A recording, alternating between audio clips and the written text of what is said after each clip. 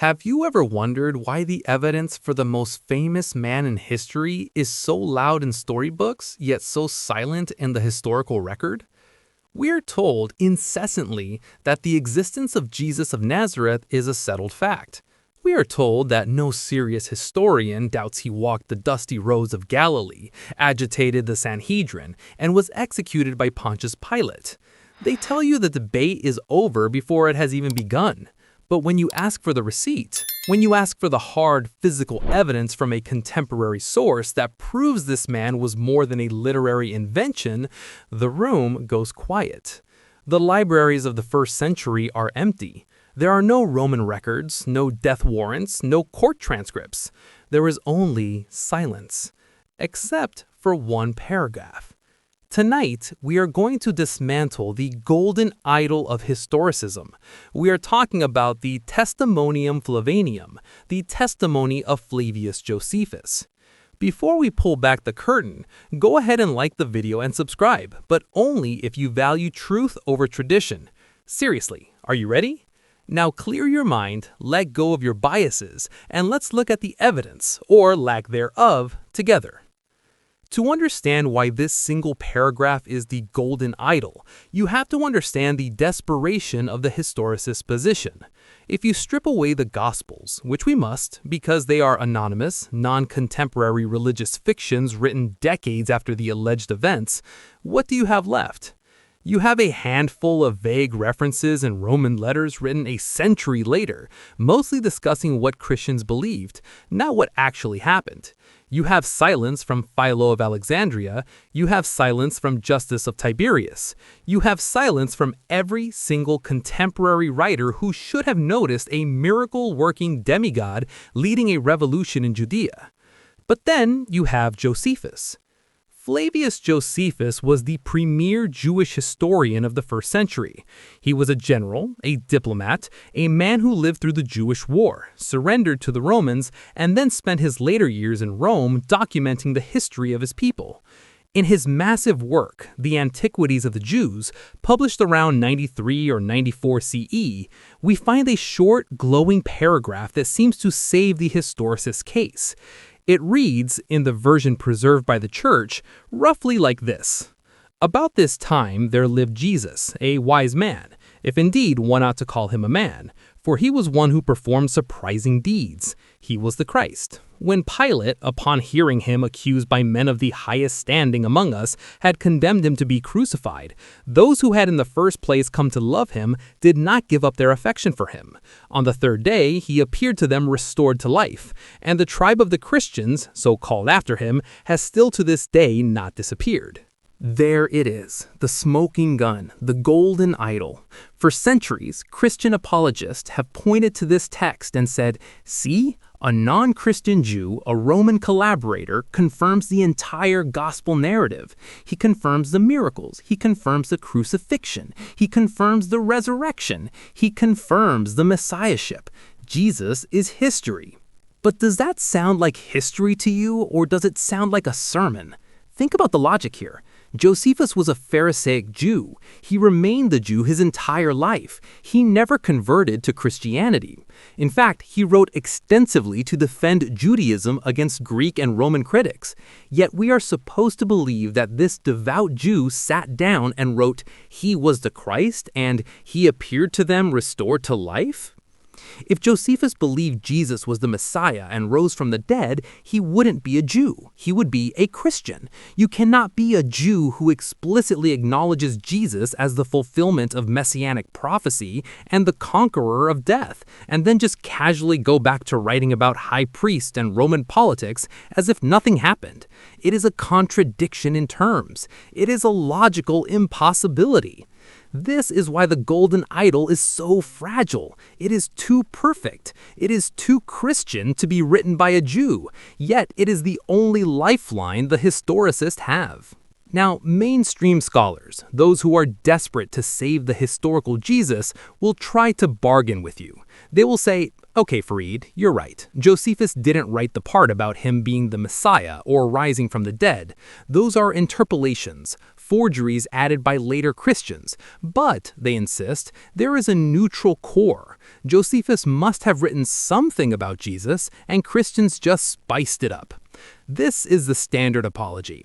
This is the partial authenticity defense. It is the academic equivalent of finding a counterfeit $100 bill and arguing that the paper it's printed on is still worth $100. They want to strip away the obvious lies, the "he was the Christ," the resurrection, the "if one ought to call him a man," and claim that whatever rubble is left constitutes historical proof. But we are rationalist. We do not accept maybe and could have. We look at the evidence, and the evidence tells a story of absolute fabrication. Let's look at the timeline. Josephus wrote the Antiquities in the 90 CE. For the next 200 years, Christian authors scoured the earth for evidence to prove their faith to the pagan world. They were desperate for legitimacy. They quoted Josephus constantly to prove the antiquity of the Jewish people or to discuss the destruction of the temple. Justin Martyr? Silent. Tertullian? Silent. Clement of Alexandria? Silent. But the most damning silence comes from Origen. Origen was a 3rd century Christian scholar, a man who possessed a massive library and wrote commentaries on everything. We know for a fact, because he tells us, that he read Josephus. He cites Josephus extensively. He uses Josephus to debate his pagan critic Celsus. And yet, Origen explicitly states, in plain Greek, that Josephus did not believe in Jesus as the Christ. Let that sink in.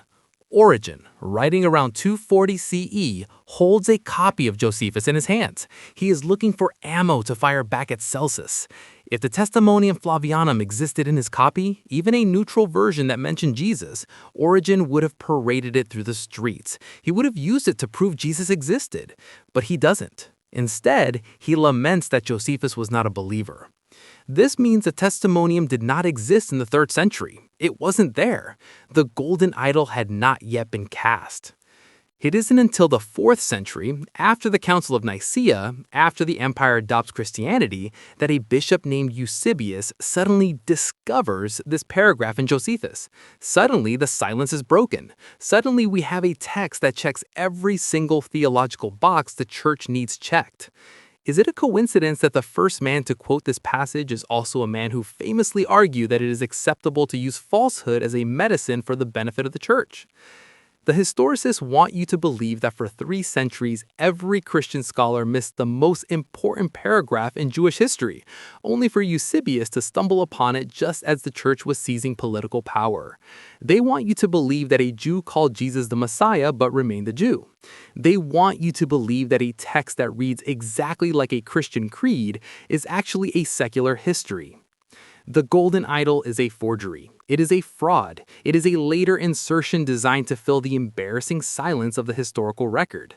And once you realize this, once you realize that the primary secular evidence for Jesus is a 4th century fabrication, the entire historicist house of cards begins to tremble. But you might be thinking, okay, maybe it's a forgery, but does it really matter? Maybe a scribe just added a note in the margin. Oh, it matters, because when you look at where this paragraph sits in the text, when you look at the physical structure of Josephus' narrative, you see the scars of the surgery. You see the jagged edges where the truth was cut out and the lie was stitched in. Therefore, we must move beyond the theology and look at the text itself. We must look at the contextual catastrophe, because when you read what comes before and what comes after this glowing praise of Jesus, you realize that the Testimonium isn't just a forgery, it is an interruption that destroys the entire logic of Josephus' story. But the problem with the Testimonium Flavianum isn't just that it sounds like a Christian creed. If that were the only issue, the apologists might still have a sliver of wiggle room. They could argue, well, maybe Josephus was just being sarcastic, or maybe he was just reporting what Christians believed. The real problem, the fatal flaw that no amount of apologetic gymnastics can fix, is that the Testimonium violently assaults the physical structure of Josephus' narrative. It is a contextual catastrophe. To understand this, you have to stop looking at the Jesus passage in isolation, as if it were a quote on a motivational poster, and start looking at it as a paragraph within a book. We are in Book 18 of the Antiquities. Josephus is recounting the tenure of Pontius Pilate. Now, remember who Josephus is. He is a historian of cause and effect.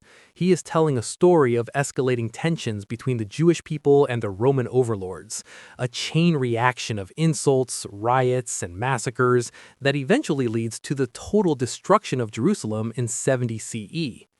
Every story in this section serves that theme. It is a drumbeat of disaster. Immediately before the Jesus passage, Josephus tells the story of a specific atrocity committed by Pilate. The Jews protest Pilate's use of sacred temple funds to build an aqueduct. Pilate, being the brutal governor he was, dresses his soldiers in civilian clothes, hides clubs under their tunics, and mingles them with the crowd. On his signal, they beat the Jewish protesters. Many are killed on the spot. Others are trampled to death in the panic. It is a scene of carnage, humiliation, and national grief. It is a calamity. Now, let's skip over the Jesus passage for a second and look at what comes immediately after it. The very next sentence following the Testimonium begins with a specific transition phrase.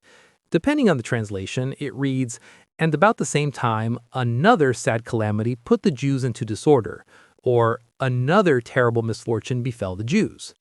Stop right there. Another. In the English language and in Greek, the word another implies a sequence of similar events. If I say, "I got a flat tire," and then another stroke of bad luck hit me, you expect the next thing to be negative. You expect a lost wallet or a rainstorm. You do not expect me to say, "I got a flat tire," and then another stroke of bad luck hit me, "I won the lottery." That violates the logic of the language. So let's look at the Testimonium again. Does the arrival of Jesus of Nazareth fit the definition of another sad calamity for the Jews? According to the text, we have, Jesus is a wise man. He is a doer of wonderful works. He is a teacher of such men as receive the truth with pleasure. He draws over many Jews and many Gentiles. He is the Christ. And even when Pilate executes him, at the suggestion of the Jewish leaders, mind you, the text says the Jews who loved him did not cease to love him, and he appeared to them alive again. Where is the calamity? Where is the misfortune? If Jesus is the Messiah and a wise teacher, his arrival is a blessing, not a curse. If he rose from the dead, that is a triumph, not a tragedy. Even his crucifixion in this text is not presented as a Roman atrocity against the Jews, like the Aqueduct Massacre. It is presented as a lawful execution agreed upon by the principal men amongst us. The Jewish people aren't the victims here, they are the collaborators. So when the next sentence says, "And about the same time, another sad calamity put the Jews into disorder," it makes absolutely no sense if it is following the story of Jesus. It is a non sequitur. It is a grammatical train wreck. However, try this experiment. Take a pair of scissors, mentally of course, and cut the Jesus passage out of the page completely. Remove every single word of it. Now read the text. You go from the story of Pilate massacring the Jews during the Aqueduct riots, a clear calamity, directly to, "And about the same time, another sad calamity put the Jews into disorder." Snap. The connection is electric. The logic heals itself instantly. The "another calamity" refers back to the Aqueduct Massacre. It skips over Jesus entirely because Jesus was never there. The narrative flow is seamless. Josephus is listing the crimes of Pilate and the misfortunes of the nation. Massacre A leading to calamity B. The Jesus passage is an alien block of text shoved explicitly between a cause and its effect, severing the logical artery of the history. This is not a subtle point. This is the literary equivalent of finding a paragraph about how to change a spark plug in the middle of a recipe for chocolate cake. You don't need a degree in culinary arts to know that the spark plug paragraph wasn't written by the chef. You know it was inserted by someone else who didn't care about the flow of the recipe. Furthermore, let's look at the calamity that follows. After the transition, Josephus launches into a long, scandalous story about the temple of Isis in Rome and the expulsion of Jews from the city. This story is detailed, salacious, and thoroughly explained. It involves sex, deception, and Roman politics. It fits the theme of tumults and disorders. Josephus spends paragraphs explaining the motives of the actors in the ISIS scandal. He explains why the Romans were angry. He explains why the Jews were expelled. He is obsessed with cause and effect. Contrast that with the Jesus passage sandwiched in the middle. The Jesus passage has no cause and no effect, it just happens. About this time there was Jesus. Why? We are told. Why did Pilate condemn him? We aren't told other than a vague accusation. Why is this relevant to the history of the Jewish war? We aren't told. The testimonium floats in a vacuum. It doesn't connect to the massacre before it, and it doesn't trigger the scandal after it. It creates a dead zone in the narrative. If Josephus had actually written about Jesus, he would have done what he always does. He would have explained why Jesus mattered to the political situation. He would have explained why his movement caused tension with Rome. He would have explained why this was a calamity. But the text doesn't do that. It just offers a theological praise break and then vanishes. This clumsiness is the hallmark of a forger. A forger is like a graffiti artist. He wants to get his tag on the wall, but he doesn't care about the architecture of the building. The Christian scribe who inserted this text, likely in the 4th century, saw a spot where Pilate was mentioned and thought, this is a good place to put Jesus.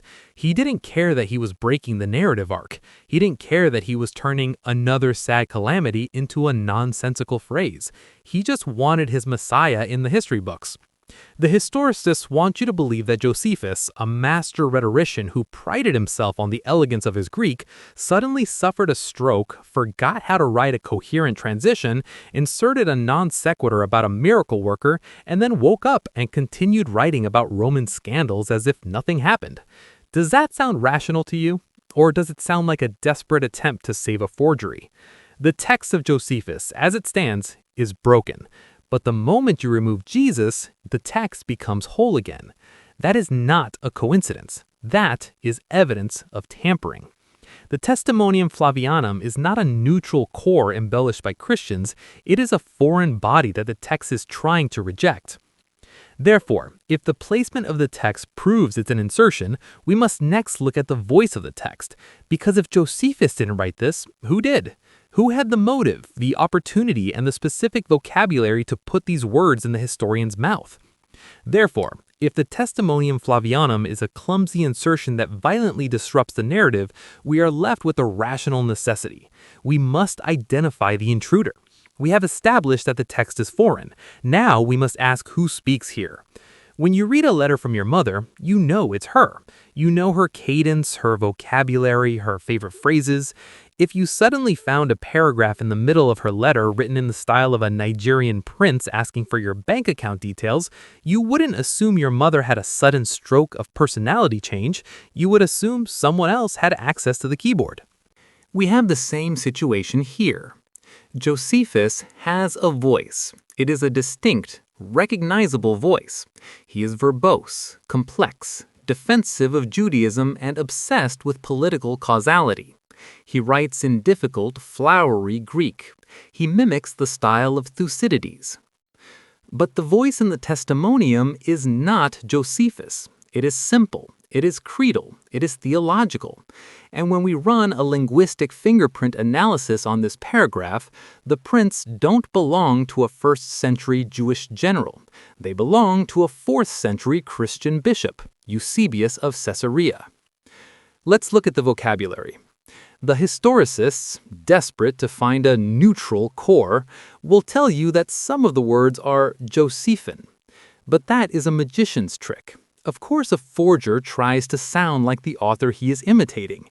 The question isn't whether some words match. The question is whether the unique, idiosyncratic phrases match. Take the phrase, received the truth with pleasure.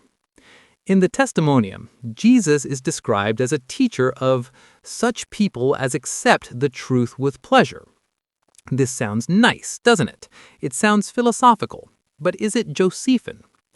Josephus uses the word hedone, pleasure, usually in a negative sense. hedonistic pleasure, the kind that leads to vice. He almost never pairs it with truth as a positive intellectual virtue. But you know who does? You know who uses the phrase receiving the truth with pleasure or similar constructions repeatedly in his own writings? Eusebius. This is a specific theological tic of Eusebius. For him, the acceptance of the gospel was a joyous, pleasurable act of the soul recognizing divine truth. For Josephus, truth was a hard-won historical fact, often ugly, often bloody. The phrase received the truth with pleasure is a Eusebian signature. It is the forger signing his work, perhaps unconsciously, because it was simply how he talked about conversion. Now, look at the description of Christians. And the tribe of the Christians, so called after him, has still to this day not disappeared. The word used here is phyle, tribe or race. Josephus uses this word extensively, but he uses it to describe ethnic groups, the tribe of the Jews, the tribe of the Romans, the tribe of the Taurians. He uses it for bloodlines and nations. When Josephus talks about religious sects or philosophical schools, like the Pharisees, the Sadducees, or the Essenes, he invariably uses the word hieresis, school of thought, or philosophia. He never calls a religious sect a tribe. To Josephus, Christians would have been a hieresis, a school of thought, a faction. Calling them a tribe would be like a modern historian calling the Libertarian Party a race. It's a category error. But for Eusebius? For Eusebius, this word was essential. Eusebius was the architect of the new Christian imperial ideology. He was writing the history of the church. His entire thesis was that Christians were a new nation, a new race distinct from the Jews and the Greeks. He wanted Christians to be a phyle. He needed them to be a people with a history, not just a cult with a weird belief. So when we see the phrase tribe of Christians in Josephus, we are seeing 4th century political theology imposed on a 1st century text. It is Eusebius projecting his own worldview back in time. And then there is the most obvious, most embarrassing smoking gun of them all. He was the Christ. Ho Christos houtos eim. This is a categorical statement of fact. It isn't he was called the Christ. It isn't his followers believed he was the Christ. It is he was the Christ. In Greek, the definite article ho, the, matters. It implies uniqueness, the only Christ. If Josephus wrote this, he was a Christian. Period. You cannot be a Jew and assert that Jesus is the Messiah.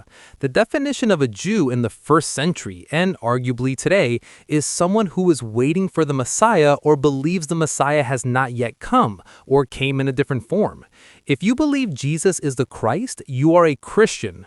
Yet we know Josephus lived and died a Jew. Origen tells us explicitly that Josephus did not believe in Jesus as the Christ. So if Josephus didn't believe it, he didn't write he was the Christ. Now, the apologists will say, oh, but maybe the text originally said he was called the Christ and a scribe accidentally changed it. Really? First, that destroys the grammar of the sentence, which we will get to later. But more importantly, why would Josephus simply say he was called the Christ without explaining what Christ means? Josephus explains everything. When he mentions the Pharisees, he explains their theology. When he mentions the Essenes, he writes paragraphs about their lifestyle. He is writing for a Roman audience who knows nothing about Jewish prophecy. To a Roman, Christos just means ointment or greasy. It means the anointed one. If Josephus wrote, he was called the anointed one, a Roman reader would ask, anointed with what? Olive oil? Why does that matter? Josephus would have stopped and explained the Christ, which in our language means the king appointed by God to liberate us. He would have given a definition. But the Testimonium gives no definition. It assumes the reader already knows what Christ means. It assumes the reader already knows the significance of the title. Who writes for an audience that already knows Christian terminology? A Christian bishop writing for Christians. Eusebius doesn't need to explain Christ because his readers are the faithful. Josephus must explain Christ because his readers are pagan Romans. The absence of an explanation is proof of a Christian author. So, we have a text that uses Eusebian vocabulary, pleasure, Eusebian theology, tribe, and makes a Christian confession, he was the Christ, which contradicts the known beliefs of the author. This is not a neutral core. This is a ventriloquist act. Eusebius has shoved his hand into the puppet of Josephus and is making him mouth the words of the Nicene Creed. Think about the sheer audacity of it. Eusebius is the first person to ever quote this text. Before him, no one sees it. After him, everyone sees it. He had the motive to prove to the pagans that even their own favorite Jewish historian bowed the knee to Jesus. He had the means. He sat in the library of Caesarea, the textual hub of the Christian world, where the manuscripts were copied and preserved, and he had the opportunity. He was writing the definitive history of the church and needed a secular witness to validate the gospel. The golden idol is actually a statue of Eusebius wearing a Josephus mask. But even if you ignore the vocabulary, even if you ignore the pleasure and the tribe, there is a deeper structural failure here. It isn't just about the words used, it's about the logic of history itself. Because Josephus is not just a chronicler of events, he is a historian of cause and effect. He's obsessed with the why. Every single story in the Antiquities, especially in this section leading up to the war, follows a specific, unbreakable logical structure. The agent, someone does something, usually provocative. The motive, Josephus explains why they did it, greed, piety, or madness. The opposing party, usually Rome or the Jewish mob, reacts. The consequence, the event leads to a specific political outcome that pushes the narrative forward. This is the DNA of Josephian history. He doesn't just list facts, he explains the machinery of history. Now, apply this template to the Testimonium Flavianum. What do we find? We find a wise man named Jesus. He performs surprising deeds. He teaches people who receive the truth with pleasure. He wins over many Jews and many Greeks. So far, so good. We have an agent. But then, immediately, without a single word of explanation, Pilate condemned him to be crucified. Wait, why? If Jesus was a wise man, why did Pilate kill him? If he was teaching truth with pleasure, what was the crime? If he won over many Greeks who were Romans, why would a Roman governor execute a man who was popular with his own people? The text offers absolutely no motive. It is a causal vacuum.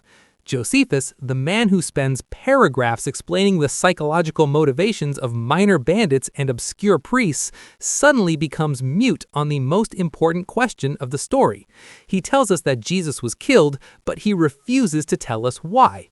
This is logically impossible for Josephus. It violates his entire method. To see just how bizarre this is, compare it to the only other messianic figure Josephus arguably mentions in a widely accepted passage, John the Baptist. In Book 18, Chapter 5, Josephus tells the story of John the Baptist. Now, notice the difference. Josephus explains exactly who John was, a good man urging virtue. He explains what John did, baptized people. But then, and this is the crucial part, he explains the motive for his execution. He writes that Herod Antipas feared that John's great influence over the people might lead to a rebellion because they seemed to be ready to do anything he should advise. Boom, causal logic. John had influence, Herod feared political instability, Herod executed him to prevent a revolt. That is history. That is Josephus. Now look back at Jesus. He was a doer of wonderful works. Pilate condemned him. Where is the fear of rebellion? Where is the accusation of sedition? Where is the explanation that he claimed to be the king of the Jews? The text says, upon hearing him accused by men of the highest standing among us. Okay, but what did they accuse him of? Did they accuse him of blasphemy?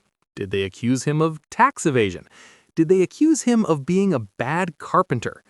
Josephus doesn't say. The silence is deafening. A historian writing for a Roman audience must explain the charge. You cannot just say, prominent men accused him, and leave it at that. A Roman reader would ask, accused him of what? Violation of Roman law? Violation of Jewish law? The only person who would write a story about Jesus without explaining the charges is someone who assumes the reader already knows the story. Who assumes the reader already knows why Jesus was crucified? A Christian. A Christian scribe copying this text in the 4th century doesn't need to explain that the Jewish leaders were jealous or that Pilate was pressured by the mob. He knows the Gospel of Luke. He knows the Gospel of Matthew.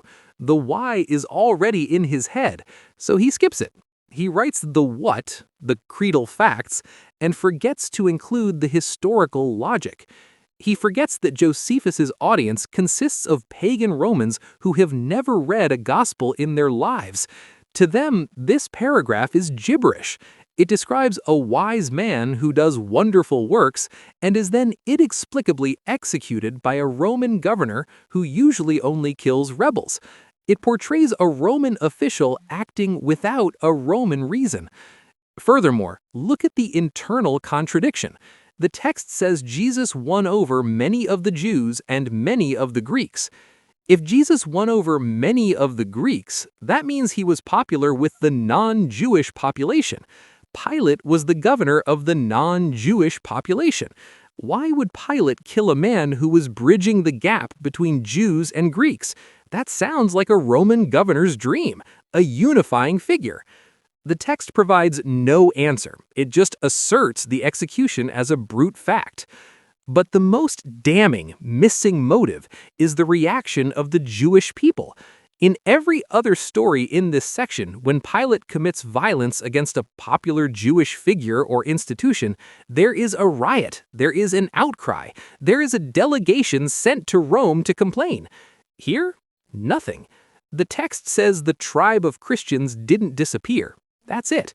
There is no mention of public anger. There is no mention of the Jewish leaders regretting their decision. There is no mention of how this affected Pilate's standing. Josephus loves to tell us how Pilate eventually got fired for being too violent.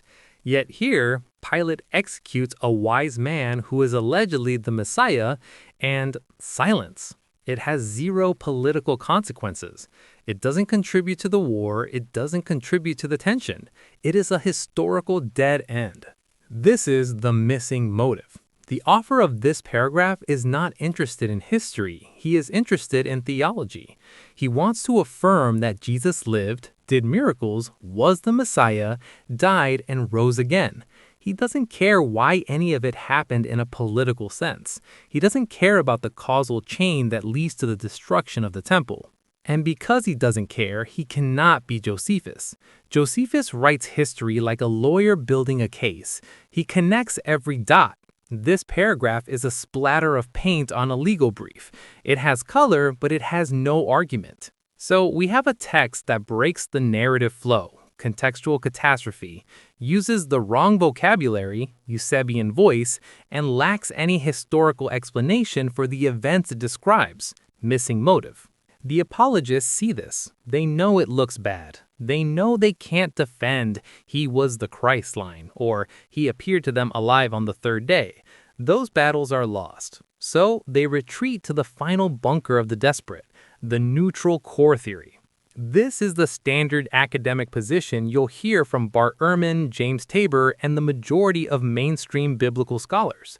They will tell you with a straight face, yes, the Christian scribes added the resurrection stuff, but underneath the forgery, there is a genuine historical report.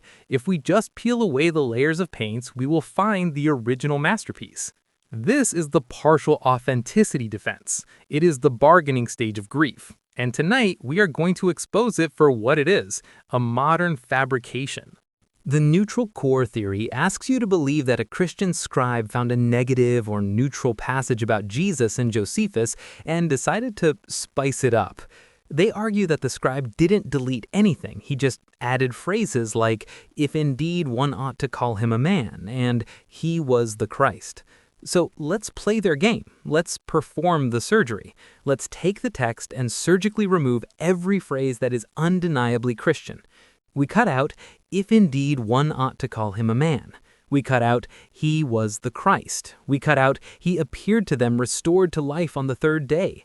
We cut out, for the prophets of God had prophesied these things. What is left? You are left with a sentence that reads something like this. About this time there lived Jesus, a wise man, for he was one who performed surprising deeds and was a teacher of such people as accept the truth with pleasure. He won over many Jews and many of the Greeks, and when Pilate, upon hearing him accused by men of the highest standing among us, had condemned him to be crucified, those who had in the first place come to love him did not give up their affection for him. And the tribe of the Christians, so called after him, has still to this day not disappeared. Does that sound better? Does that sound like history? No, it sounds like a mutilated Christian creed, because even when you strip away the explicit theology, the vocabulary of the so-called neutral parts is still overwhelmingly Eusebian. Look at the phrase surprising deeds, paradoxa erga. The neutral core defenders say this is just Josephus reporting that people thought Jesus did miracles, but Josephus never uses paradoxa, paradoxes, wonders, to describe the magic tricks of false prophets or charlatans. When he talks about other messianic claimants like Theudas or the Egyptian, he calls their deeds madness or deception. He uses negative words. Paradoxa is a neutral to positive word. It implies genuine wonder. Would a Pharisee like Josephus call the magic of a failed Messiah wonderful works? No. But would Eusebius? Yes. In fact, Eusebius uses paradoxa constantly to describe the miracles of Jesus, so the neutral word is actually a Christian word. Look at wise man, sophos aner. Josephus uses this term extremely rarely, usually for great biblical heroes like Solomon or Daniel. Would he apply it to a crucified criminal who led the people astray? It is highly unlikely. But for Eusebius, Jesus is the wisdom of God incarnate. Calling him a wise man is the highest praise. And we are still stuck with the tribe of Christians. Josephus never uses phyle, tribe, for a religious sect. He uses it for ethnic groups. That word is still there in the neutral version. You can't cut it out without destroying the grammar of the final sentence. So the neutral core is not neutral. It is still infected with the vocabulary of the 4th century. But the biggest problem with the neutral core is not linguistic, it is logical. If you remove "he was the Christ," the paragraph collapses into nonsense. The text introduces Jesus. It says he won over many Jews and Greeks. Then it says Pilate executed him. Then it says the tribe of Christians, so called after him, still exists. Stop. So called after him. If the text does not call him Christ, how can the Christians be named after him? His name is Jesus. If the sect is named after him, they should be called Jesuits or Jesusians. Why are they called Christians? The name Christian comes from the title Christ, Christos. If Josephus deleted the line, he was the Christ, he has deleted the etymology of the name. He has introduced a group called Christians without explaining where the word Christ comes from. Josephus is a stickler for etymology. He loves to explain names. He explains why the Jews are called Jews, from Judah. He explains why the Greeks are called Greeks. He would never write, "There was a man named Jesus, and the tribe of Christians is named after him." That is a linguistic non sequitur. The only way the sentence makes sense is if the text explicitly identifies Jesus as the Christ earlier in the paragraph. But if it does that, we are back to the problem of Josephus confessing Jesus is the Messiah. Do you see the trap? If Josephus calls him Christ, he is a Christian, which is historically false. If Josephus doesn't call him Christ, the name Christians makes no sense, which is literary incompetence. The historicists try to solve this by suggesting Josephus wrote he was called the Christ. But as we saw, that doesn't fix the lack of explanation for what a Christ is. And more importantly, there is zero manuscript evidence for this called the Christ reading in the Testimonium. Every single manuscript says he was the Christ. The neutral core is a Frankenstein monster. It is a modern text written by 20th century professors in faculty lounges, stitched together from the scraps of a 4th century forgery. It never existed in the ancient world. No ancient author ever quoted this neutral version. Think about the arrogance of this method. We have a text that is 100% Christian in its earliest witness, Eusebius. We have a text that is 100% Christian in every surviving manuscript. And yet, scholars feel entitled to rewrite it, delete the parts they don't like, and claim the result is historical evidence. Imagine if I took Harry Potter, crossed out the words wizard and magic, and claimed that the remaining text proves Harry was a real boy who went to a boarding school in Scotland. That is exactly what the neutral core defenders are doing. They are secularizing a myth and calling it history. But there is one final devastating blow to the neutral core. Even if Josephus had written a neutral report about Jesus, something like Jesus, a troublemaker, was executed by Pilate, someone would have quoted it before Eusebius.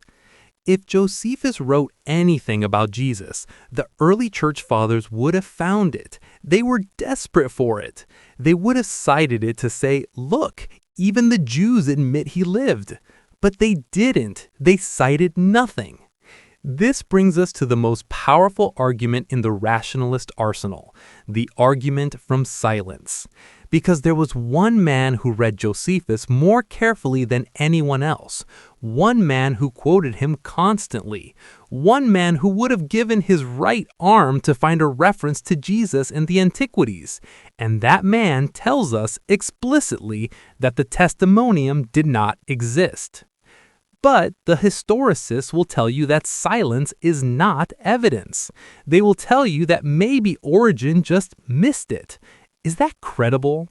Or does the silence of Origen prove that the golden idol hadn't been built yet? But the historicists will tell you that absence of evidence is not evidence of absence. They will tell you that just because no one quoted the Testimonium for 300 years doesn't mean it wasn't there. Maybe they just didn't need it. Maybe they overlooked it. This is a convenient excuse. It is the academic equivalent of saying, maybe the dog ate my homework, but the homework definitely existed. But in this case, the dog didn't just eat the homework. The dog told us there was no homework to begin with. We're talking about Origen of Alexandria. If you don't know who Origen is, think of him as the Google of the ancient church. He was the most prolific, most well-read, and most argumentative scholar of the 3rd century. He lived in Caesarea. He had access to the very library where the manuscripts of Josephus were kept. He wrote thousands of commentaries, and crucially, he wrote a massive multi-volume work called Contra Celsum, against Celsus. Celsus was a pagan philosopher who wrote a scathing attack on Christianity. He attacked everything. He attacked the virgin birth. He attacked the miracles. He attacked the resurrection. He basically called Jesus a low-class magician who learned his tricks in Egypt. Origen's job was to refute Celsus point by point. He was desperate for ammunition. He needed neutral, third-party sources to prove that Jesus was a real historical figure of consequence, not just a myth or a magician. Now imagine the Testimonium Flavianum, even the neutral core version, was sitting in the scroll of Josephus on Origen's desk. If the text said Jesus was a wise man, Origen would have slammed it onto the table and shouted, "Ha! Look, Celsus, the greatest Jewish historian calls him a wise man. How can a magician be a wise man?" If the text said Jesus was a doer of wonderful works, Origen would have shouted, "See, Josephus confirms the miracles. They weren't tricks, they were wonderful works." Even if the text was hostile, even if it called Jesus a deceiver, Origen would have been forced to mention it. He would have had to argue against it. He would have written, "Josephus wrongly calls him a deceiver, but admits he had a great following." But Origen does none of these things. Instead, in Contra Celsum, Book 1, Chapter 47, Origen makes a startling admission. He is discussing the destruction of Jerusalem, and he wants to prove that the Jews were punished for killing Jesus. He looks at Josephus, he searches for the smoking gun, and what does he find? Nothing. He writes with visible frustration that Josephus did not accept our Jesus to be the Christ. Stop. Freeze frame. If Origen had read the Testimonium as it stands today, he was the Christ, he would never have written that sentence. He would have written, Josephus explicitly calls him the Christ. If Origen had read the neutral core, he was called the Christ, he would have cited that. But he says Josephus did not accept Jesus as the Christ. This implies that Origen scoured the text looking for a confession and found only silence. He found the Josephus who remained a stubborn Jew. But it gets worse for the historicists. Origen actually tries to construct an argument from Josephus, but he has to do it based on John the Baptist. He cites Josephus's passage on John the Baptist, which is widely considered authentic, to prove that the Jews respected John. Then he tries to pivot to Jesus. He argues essentially, if Josephus admits John was a righteous man and John baptized Jesus, then surely, do you see the desperation? He is using the Kevin Bacon game to connect Josephus to Jesus through John the Baptist. If the Testimonium existed, a paragraph explicitly about Jesus, Origen would not be playing 6 degrees of separation. He would just quote the paragraph about Jesus. The fact that he has to use John the Baptist as a proxy proves that the Jesus passage was not there. Furthermore, Origen cites Josephus to prove the historical reality of James, the brother of Jesus. We will get to that mess in a moment. He's clearly willing to use Josephus when he finds something useful. He finds John, he finds James, but he never, ever finds Jesus of Nazareth. The silence is absolute. It is deafening. This allows us to date the forgery with forensic precision. Origen wrote Contra Celsum around 248 CE. Eusebius wrote his church history, where the Testimonium first appears, around 324 CE. So, the crime happened between 248 and 324. Who controlled the library of Caesarea during that window? Who was the guardian of the text?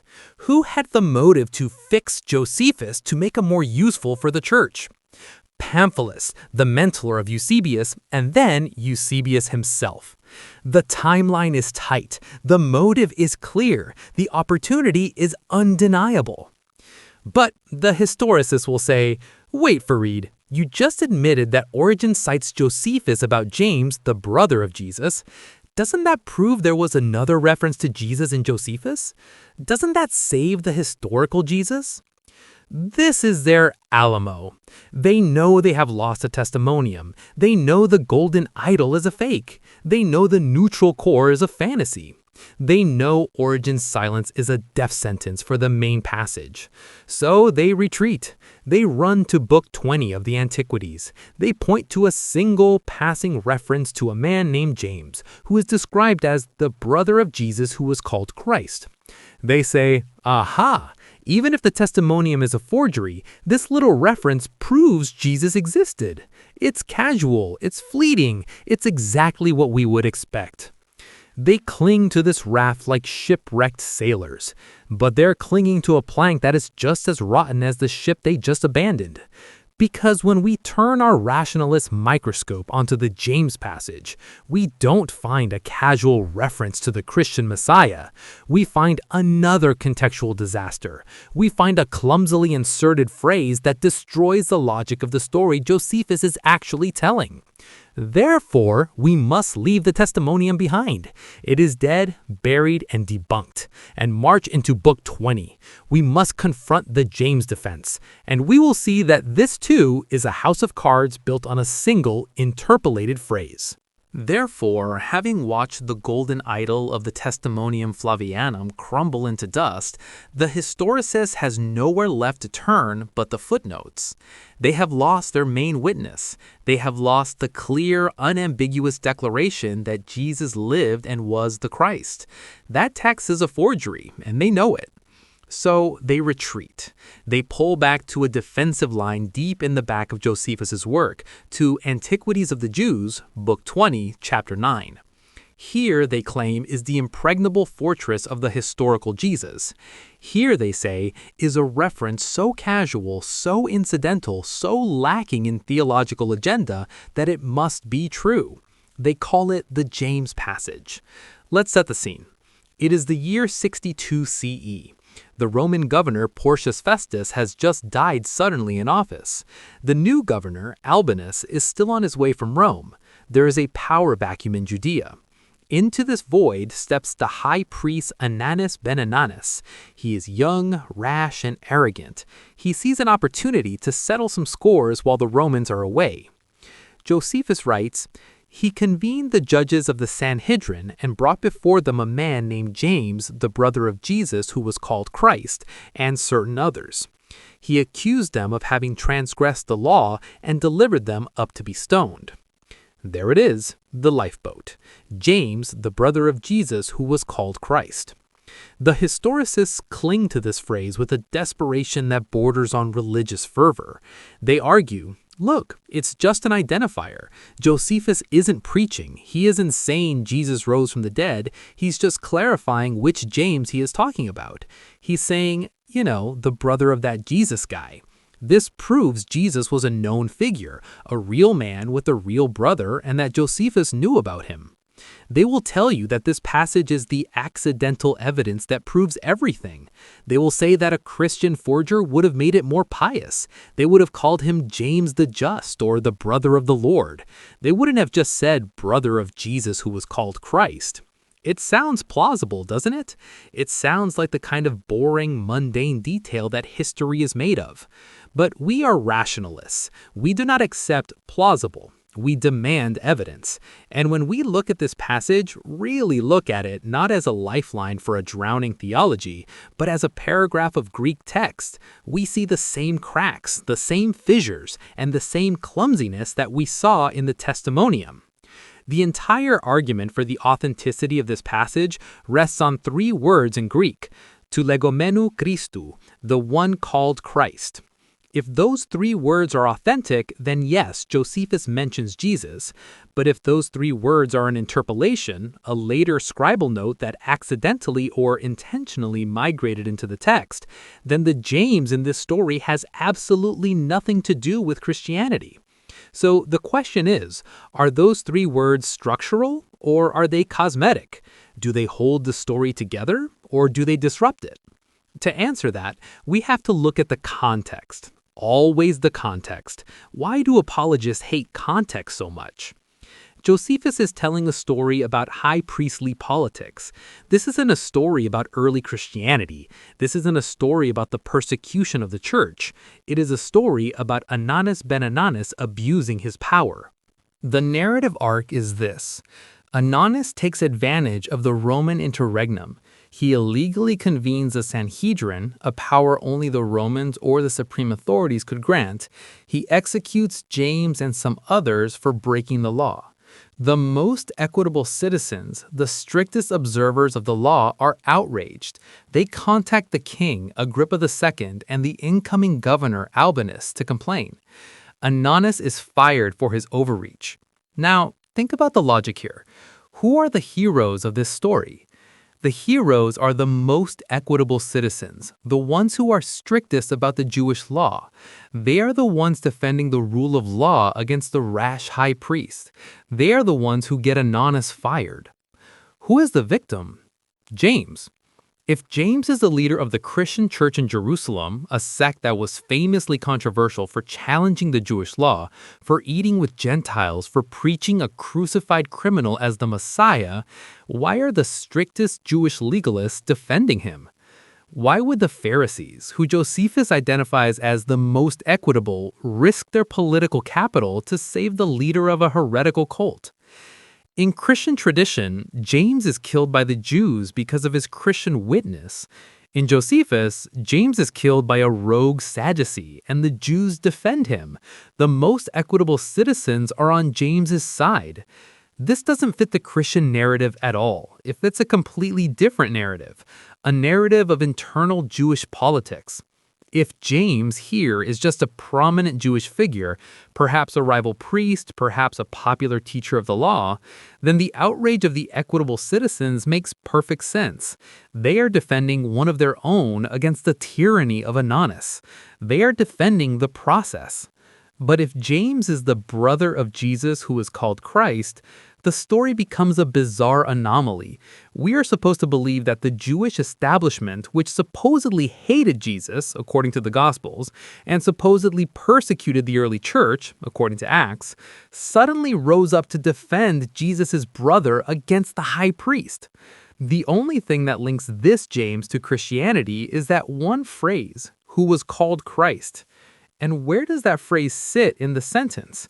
It sits right in the middle of the identifier. James, the brother of Jesus, who was called Christ, whose name was James. Wait, James, whose name was James.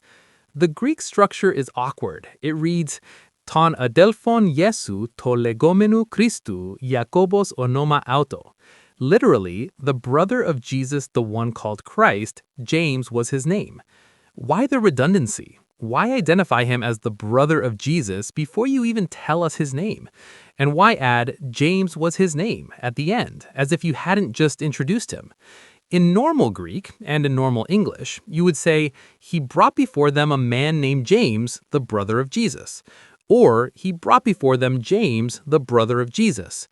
The phrasing we have looks like a patch job. It looks like someone had a text that said, he brought before them a man named James, or he brought before them the brother of Jesus, Ben Damneus, and then someone tried to wedge the Christ identification in with a crowbar.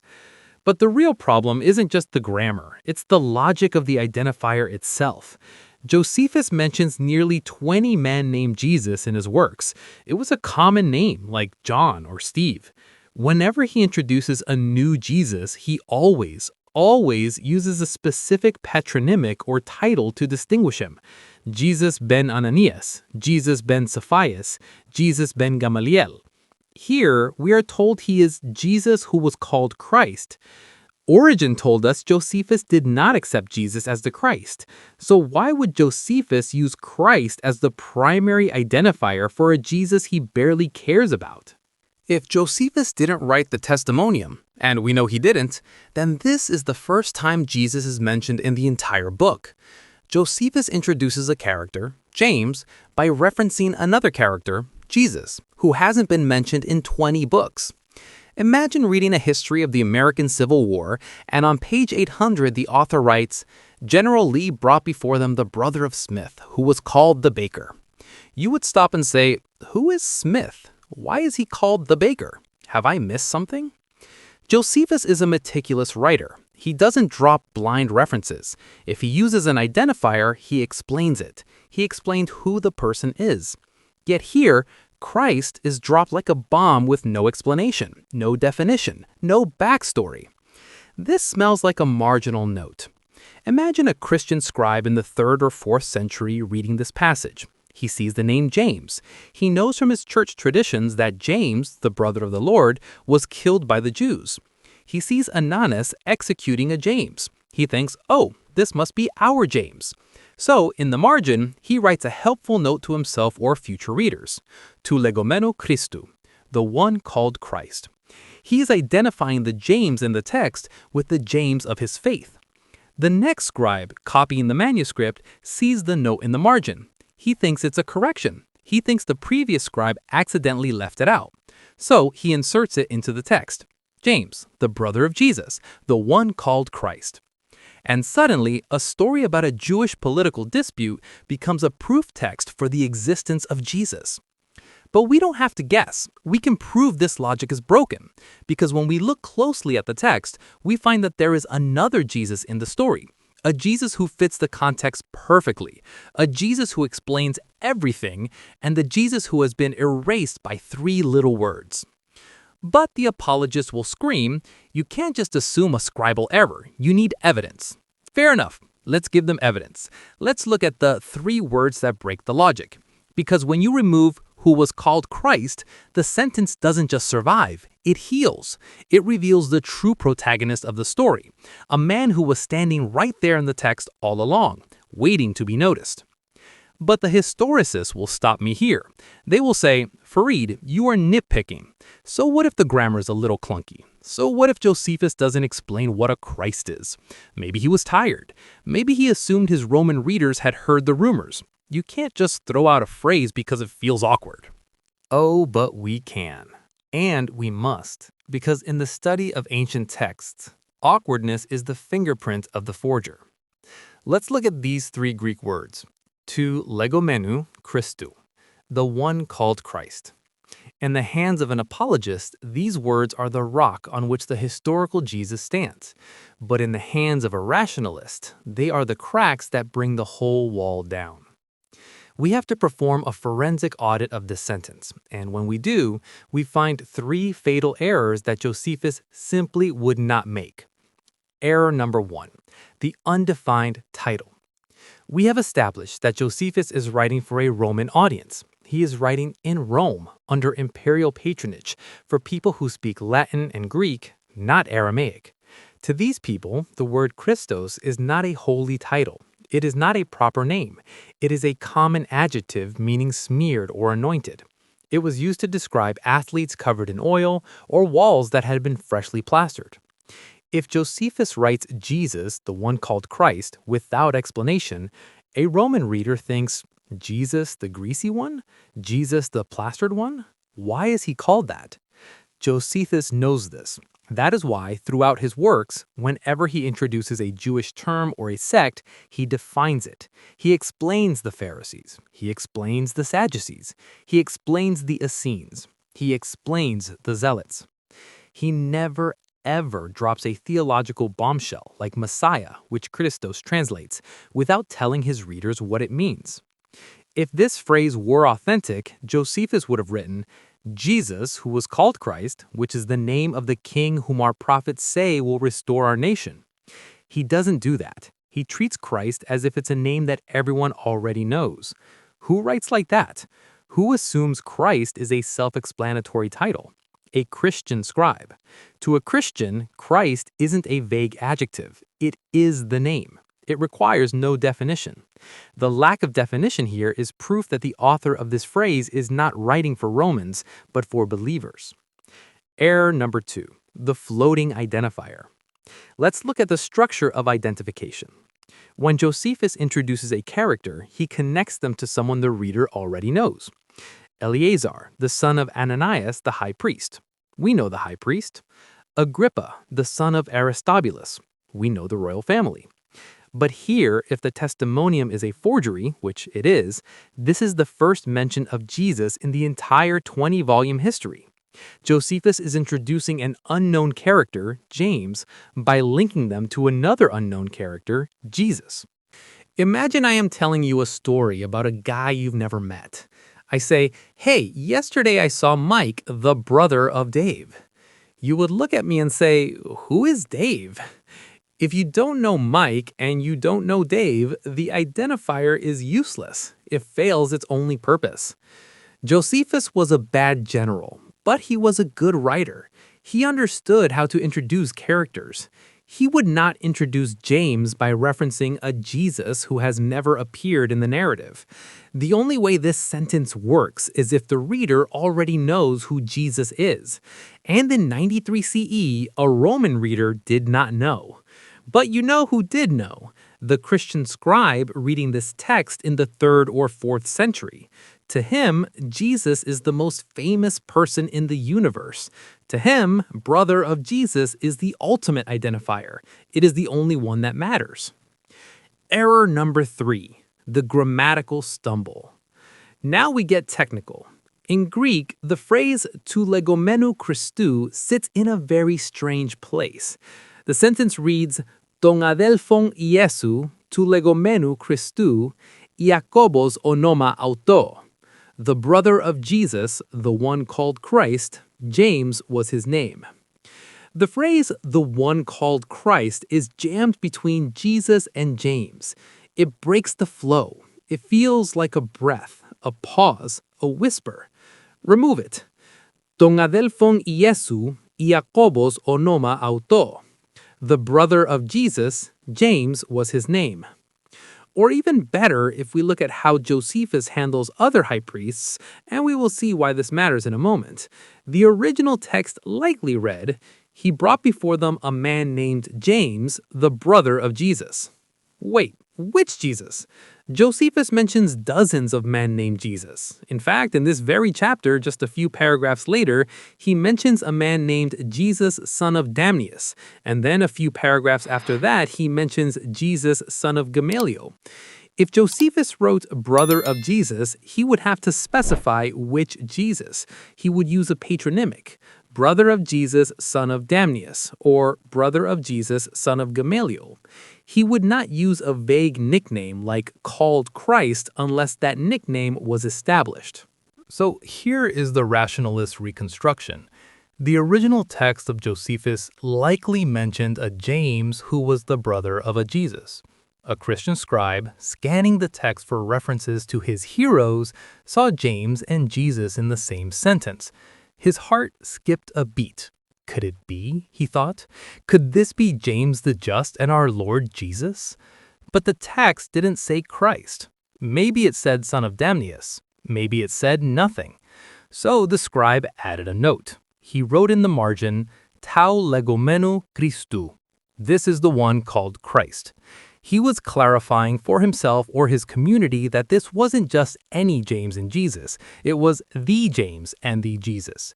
Over time, that marginal note was copied into the main body of the text.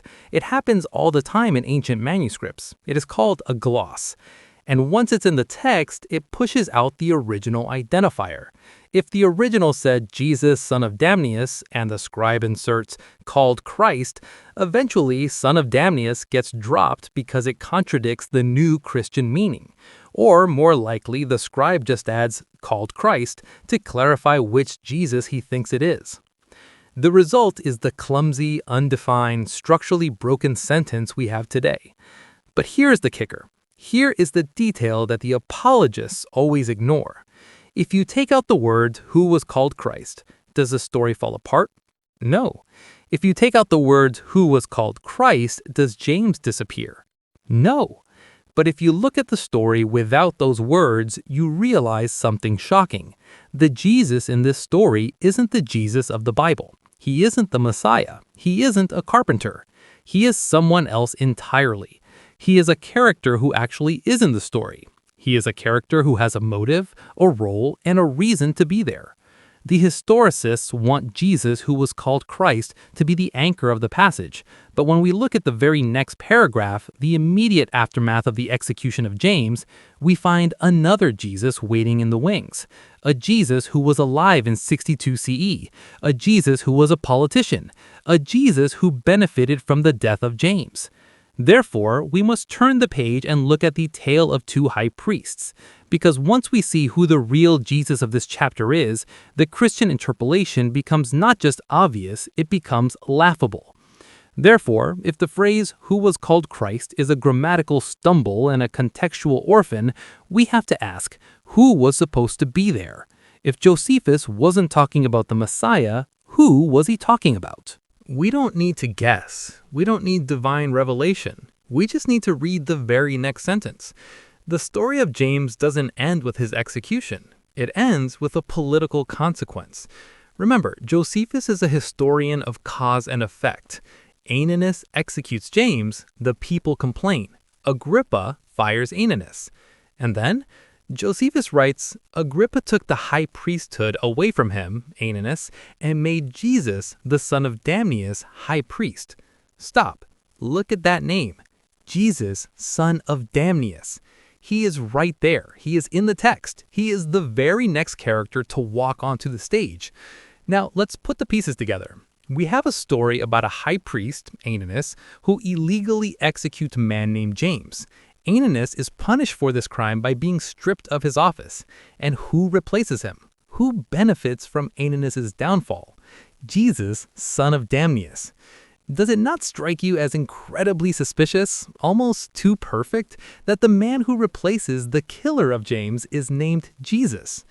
If we remove the interpolated words "who was called Christ," the original text likely read, "He convened the judges of the Sanhedrin and brought before them a man named James, the brother of Jesus, son of Damnius."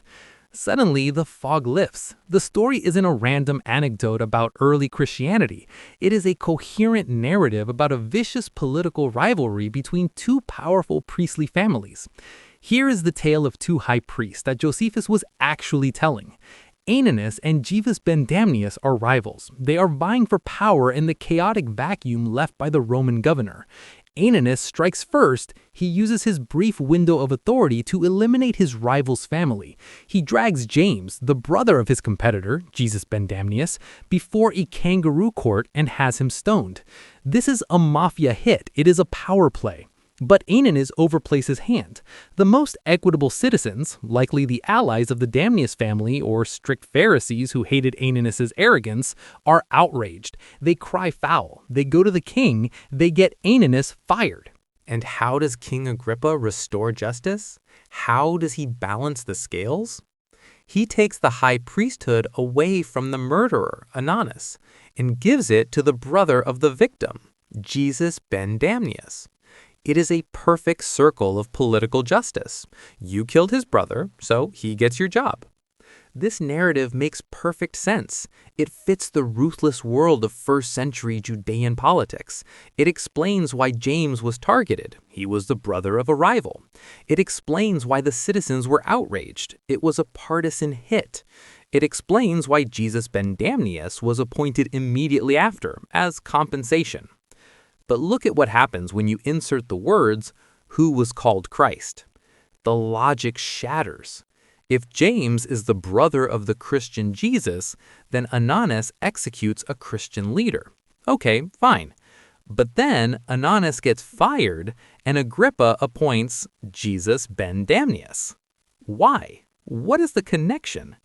In the Christian version, the story is a disjointed mess.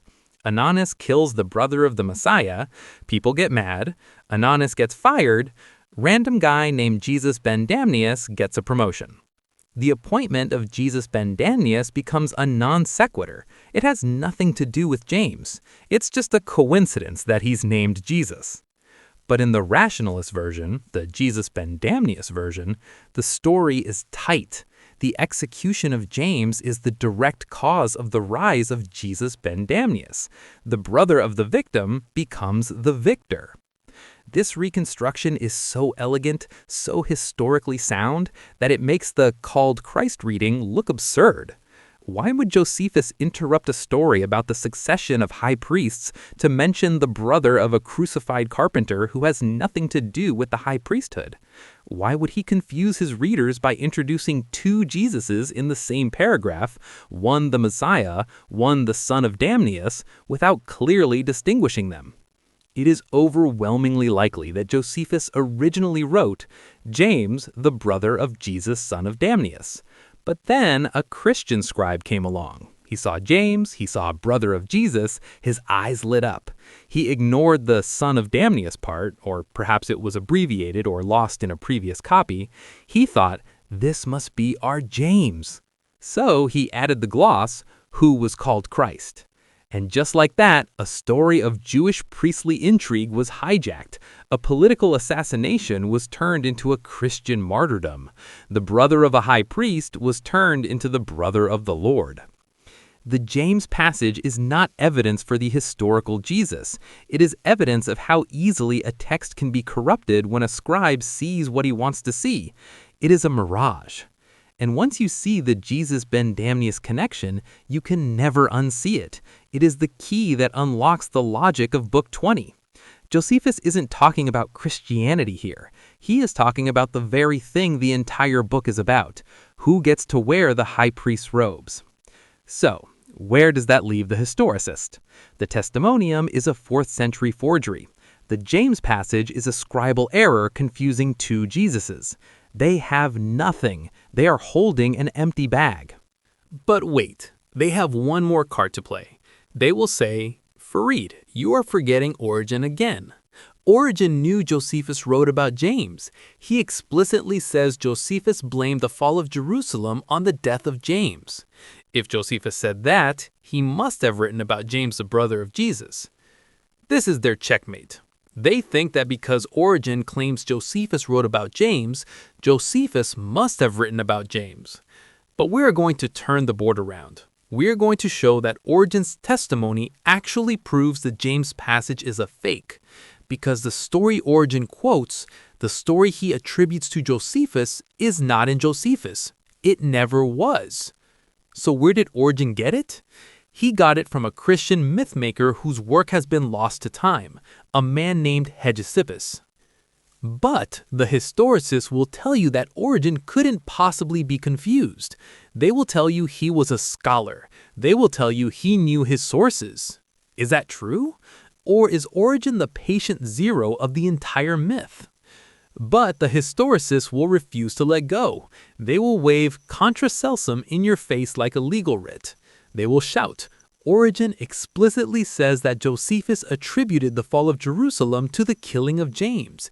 He says Josephus called James the just. Are you calling Origen a liar?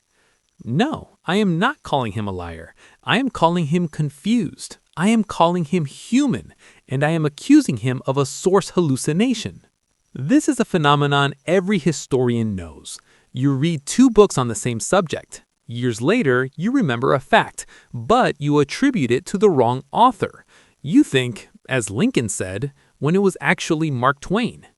Origen did exactly this, and we can prove it. Let's look at the specific claim Origen makes. In Contra Celsum 1.47 and his commentary on Matthew 10.17, Origen writes with great confidence. Josephus, although he did not believe in Jesus as the Christ, sought for the cause of the fall of Jerusalem, and says that these things happened to the Jews in way of vengeance for James the Just, who was a brother of Jesus called Christ, because they had killed him, although he was a most righteous man. This sounds devastating for the mythicist case. Origen seems to be quoting a version of Josephus that is even more explicit about James than the one we have today. But hold on. Open your copy of Josephus. Search every page. Search every manuscript. Search the Latin, the Greek, the Syriac. Nowhere, absolutely nowhere, does Josephus say the fall of Jerusalem was punishment for killing James. Nowhere does Josephus call him James the Just.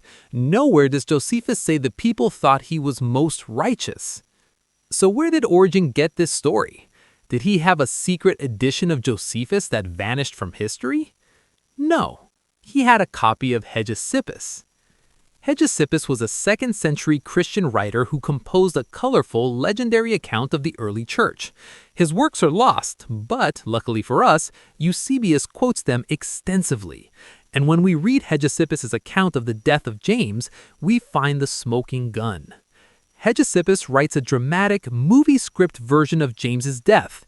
In his version, James is thrown from the pinnacle of the temple, stoned, and then clubbed to death by a laundryman.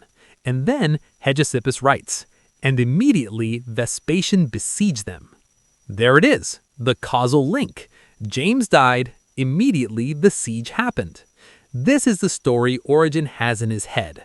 He remembers the narrative. James the Just is killed, and God punishes the Jews with the Roman war. It is a powerful Christian theological point. But when Origen sits down to write Contra Celsum, he needs a respectable source. He can't cite Hegesippus because Celsus would laugh at a Christian legend. He needs Josephus. So, in a moment of cognitive slippage, Origen conflates the two.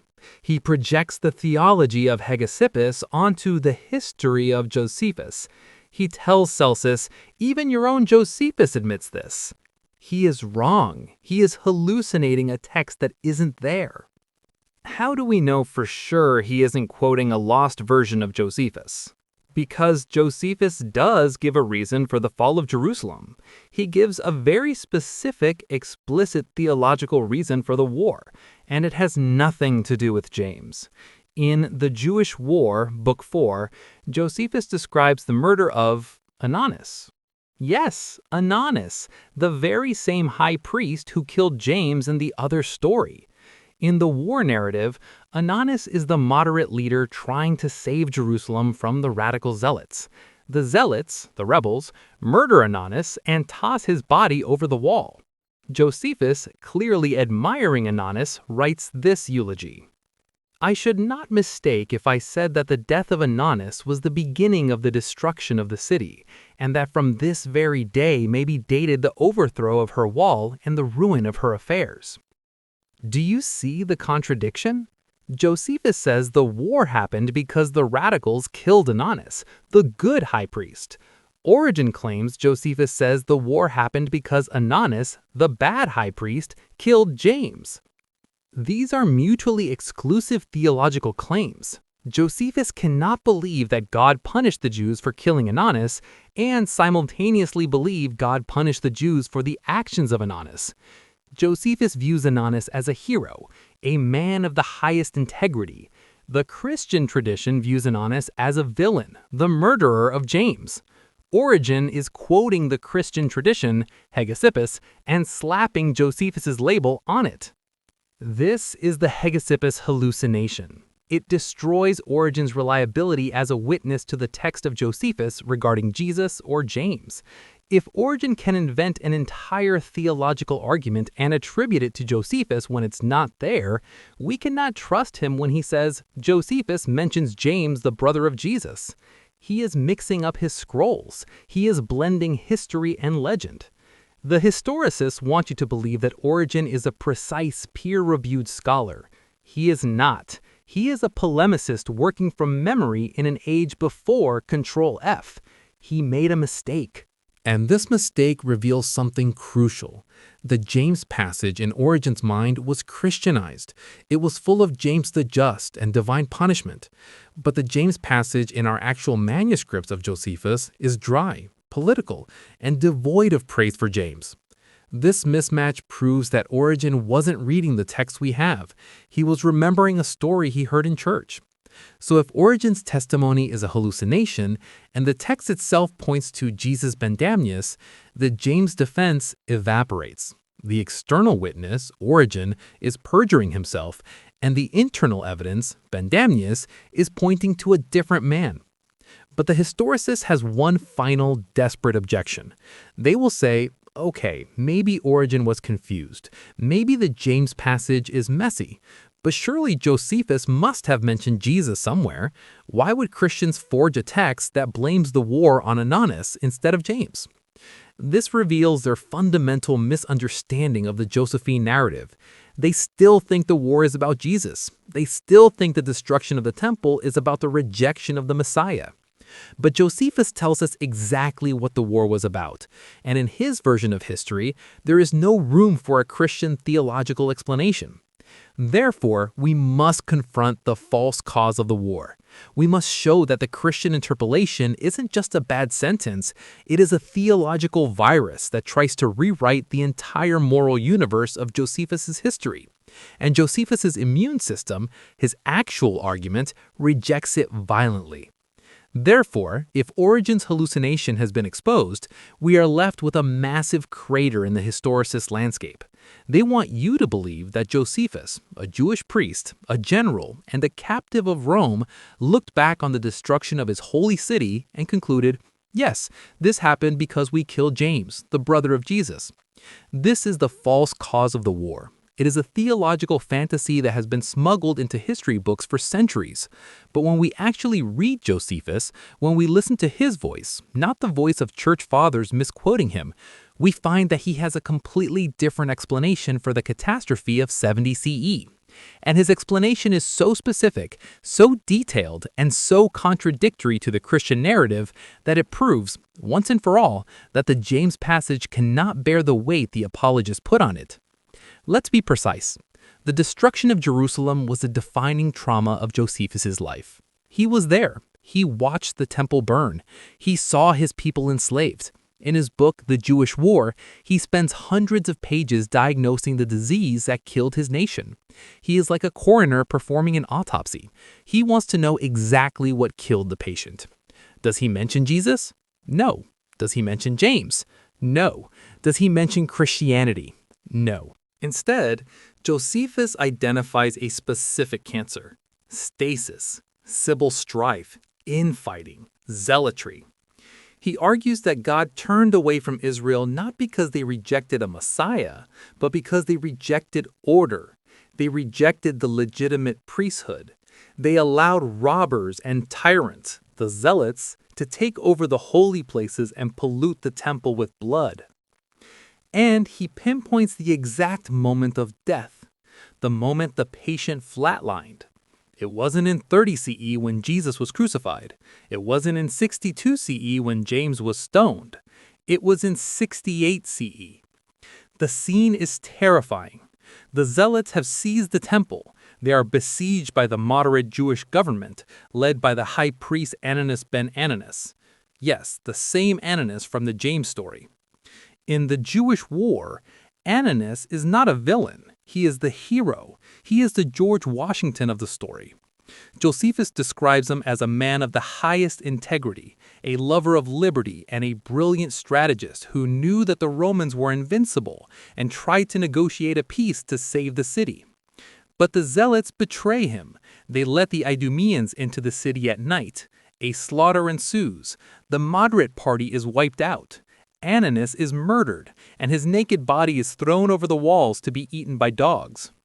Josephus writes this epitaph, and listen closely to the causal logic. I cannot but think that it was because God had doomed this city to destruction as a polluted city and was resolved to purge his sanctuary with fire, that he cut off these their great defenders. I should not mistake if I said that the death of Ananus was the beginning of the destruction of the city, and that from this very day may be dated the overthrow of her wall and the ruin of her affairs. Do you see what just happened? For Josephus, the death of Ananus is the cause. The fall of Jerusalem is the effect. Now, overlay a Christian narrative on top of this. The Christians claim via Eusebius and Origen's confusion that God destroyed Jerusalem to avenge James. And who killed James? Ananus. So, according to Christian logic, Ananus is the bad guy. God punishes the Jews for following Ananus' lead in killing James. But according to Josephus, Ananus is the good guy. God punishes the Jews for killing Ananus. These two theological engines cannot run in the same car. They are driving in opposite directions. If Josephus believes James was a most righteous man whose death doomed the city, he would not call James's killer, Ananus, the great defender whose death doomed the city. He would say Ananus got what he deserved for killing James, but he says the exact opposite. He says Ananus' death was a tragedy that doomed everyone else. This proves that the James in Josephus' mind was not a figure of cosmic importance. He was a pawn in a political struggle. His death in 62 CE was a minor blip. It led to a change in high priests, yes. It led to some local outrage, yes. But it did not cause the war. It did not doom the temple. It was just another Tuesday in the violent politics of Judea. The Christian scribes and Origen in his hallucination tried to hijack this minor event and inflate it into the cause of the war. They wanted to make James the pivot of history, but Josephus' text resists them. His narrative of 68 CE stands like a fortress against their interpolation. Furthermore, look at the timeline. James is killed in 62 CE. The war doesn't start until 66 CE. The temple doesn't fall until 70 CE. In the ancient world, divine punishment is usually swift. Eusebius knew this. That's why he wrote, "And immediately Vespasian besieged them." He had to compress the timeline to make the theology work. But Josephus is a historian. He knows there was an 8-year gap between James's death and the temple's destruction. He knows that in those 8 years, other high priests came and went. Other disasters happened. Why would God wait 8 years to punish the city for the death of one man while ignoring the thousands of other deaths? It makes no sense. But the death of Ananus in 68 CE, that fits. That's the tipping point. Once the moderate leadership is dead, the radicals take over and the war becomes inevitable. The causal chain is tight. So we have a clear verdict. Josephus blames the war on the murder of the high priest Ananus. Christians and Origen in their hallucination want to blame the war on the murder of James by Ananus. These are competing narratives. You cannot harmonize them. And since Josephus wrote the book, his narrative wins. This leaves the James passage in Book 20 stranded. It has been stripped of its theological armor. It is no longer the secret cause of the war. It is just a story about Ananus abusing his power. The victim of that abuse was most likely James, the brother of Jesus ben Damnaeus. The historicists are out of options. They can't use the Testimonium, Contextual Catastrophe. They can't use the neutral core, Eusebian voice. They can't use Origen, hallucination. They can't use the cause of the war, Ananus versus James. So what is left? How did we get here? How did a Jewish history book become the primary witness for Christianity? We are looking at a crime scene. But unlike a murder where the body is hidden, in textual criticism, the body is left right on the page. We can reconstruct exactly how the Christ virus entered the system. But the historicists will say, Fareed, are you really suggesting a conspiracy? Are you saying a monk sat in a candlelit room and rubbed his hands together, plotting to deceive the world? No, I am suggesting something far more common. I am suggesting incompetence. I am suggesting wishful thinking. I am suggesting a marginal note that went rogue. Therefore, let's go into the laboratory. Let's dissect the anatomy of a scribal error. Let's see how a helpful scribble in the margin became the indisputable proof of the Son of God. But the historicists will say, Fareed, are you really suggesting a conspiracy? Are you saying a monk sat in a candlelit room and rubbed his hands together, plotting to deceive the world? Do you really believe these pious men were liars? This is the argument from piety. It assumes that because someone is religious, they cannot be deceptive. But we are rationalists. We don't need to assume malice. We don't need a conspiracy. We just need to understand how books were made before the invention of the printing press. We need to understand the anatomy of a scribal error.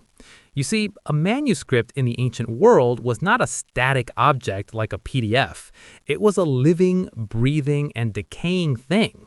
It was copied by hand, letter by letter, often by tired scribes working in poor light. And these scribes weren't just photocopiers. They were editors. They were critics. They were fixers. Imagine a Christian scribe, let's call him Brother Thomas, sitting in a scriptorium in the 3rd or 4th century. He is copying Book 20 of Josephus's Antiquities. He is tired, his hand cramps. He is reading a story about a high priest named Ananus executing a man named James. Suddenly, Brother Thomas stops. He sees the words, he convened the judges of the Sanhedrin and brought before them a man named James, the brother of Jesus. Thomas freezes. He knows his Bible. He knows Galatians 1:19, where Paul refers to James, the Lord's brother. He knows the legends of the church. He thinks, wait, Ananus killed James, the brother of Jesus? This must be our James. This must be the brother of the Lord. But the text in front of him is confusing. It just says brother of Jesus. It doesn't say Christ. It might even say brother of Jesus, son of Damnaeus, which would be even more confusing to him. Son of Damnaeus? No, that can't be right, he thinks. Matthew says Jesus is the Messiah, not the son of Damnaeus. Thomas assumes the previous scribe made a mistake. He assumes the text should identify this Jesus as the Messiah. So what does he do? He can't delete the words, he has already written them. He can't erase the parchment without ruining it. So he makes a note. In the margin, the wide empty space next to the column of text, he writes a gloss. A gloss is a brief explanation or definition.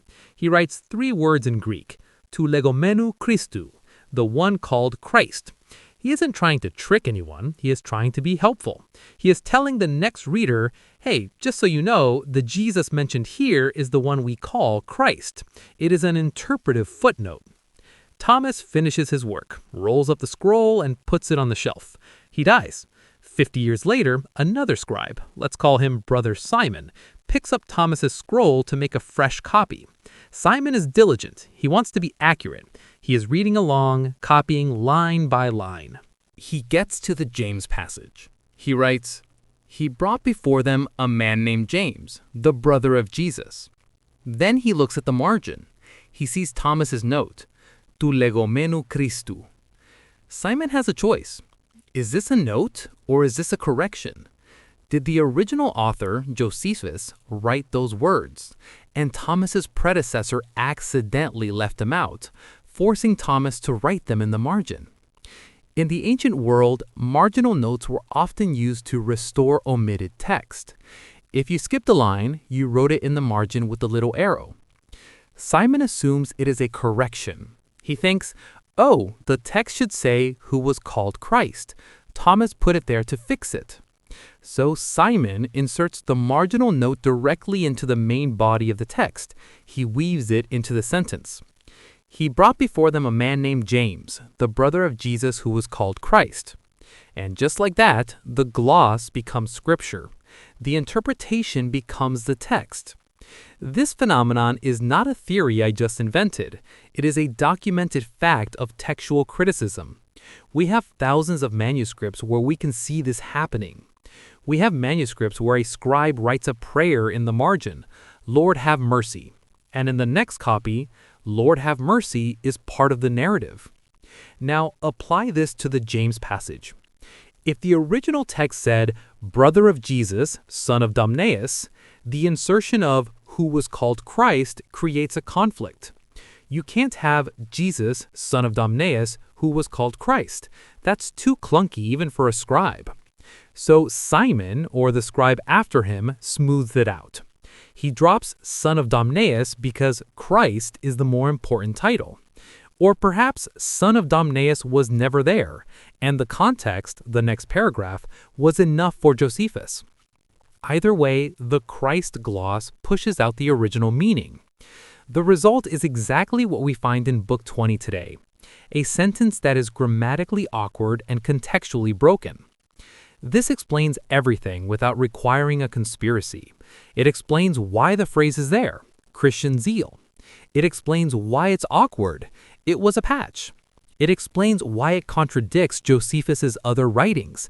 It wasn't Josephus. The scribe wasn't a villain. He was a victim of his own bias. He saw James and Jesus and couldn't help but see Christ. It is a psychological inevitability. But notice what this implies. This mechanism, the marginal gloss, works perfectly for a short phrase like who was called Christ. It is small enough to fit in a margin. It is explanatory enough to look like a correction. But it does not explain the Testimonium Flavianum. The testimonium is not a three-word phrase. It's a paragraph. It's a complete story. You cannot write a whole paragraph in the margin and have a scribe accidentally think it belongs in the flow of a text about Pilate and aqueducts. The testimonium required a different kind of intervention. It required surgery. It required someone to physically stop writing Josephus, insert a new block of text, and then resume. That is not an accident. That is a deliberate interpolation. So we have two different crimes. The testimonium, a deliberate forgery, likely by Eusebius, inserted wholesale into the text to provide a witness for the faith. The James passage, an accidental corruption, born of a marginal note that hardened into text over centuries of copying. The historicists want to treat these two passages as independent witnesses. They say, even if the testimonium is fake, James is real. But they are not independent. They are both products of the same environment, the Christian scriptorium. They are both the result of Christians controlling the transmission of the text for 1,000 years. And this brings us to the historicist's favorite defense. But Farid, every manuscript has it. We have Greek manuscripts. We have Latin translations. We have Syriac. If this was a mistake, why does everyone make the same mistake? They invoke the unanimity of the manuscripts. They imagine that there are thousands of independent lines of transmission, all converging on the same truth. But they are wrong. They are looking at a hall of mirrors and thinking it is a crowd. Therefore, we must shatter the illusion of unanimity. We must trace the family tree of every surviving manuscript of Josephus, and we will find that they all lead back to a single room, a single desk, and a single man. Therefore, we arrive at the favorite slogan of the apologist, the manuscript evidence. They love to stack the books on the table. They say, Fareed, you can spin your theories about marginal notes and Eusebian vocabulary all day, but facts are facts. We have dozens of manuscripts of Josephus. We have the Greek text. We have the Latin translation. We have the Syriac version. And guess what? Every single one of them contains the Testimonium Flavianum. Every single one of them contains the James passage. They look at the stack of paper and see a crowd of witnesses. They see a unanimous jury. They say, if this was a forgery, surely one manuscript would have survived without it. Surely someone would have noticed. But this is the illusion of unanimity. It is an optical illusion caused by looking at history through the wrong end of the telescope. Because when a textual critic looks at that same stack of manuscripts, they don't see a crowd. They see a single man standing in front of a mirror. They see a bottleneck. To understand this, you have to understand how books survived the ancient world. It wasn't a democratic process. It was a brutal game of survival of the fittest. In the 1st century, when Josephus wrote, there were likely hundreds of copies of the Antiquities. There were copies in Rome, copies in Alexandria, copies in Jewish synagogues. Most of these copies did not have the testimonium. They were the pure text. But then came the collapse. The Roman Empire fell, the libraries burned, the papyrus rotted.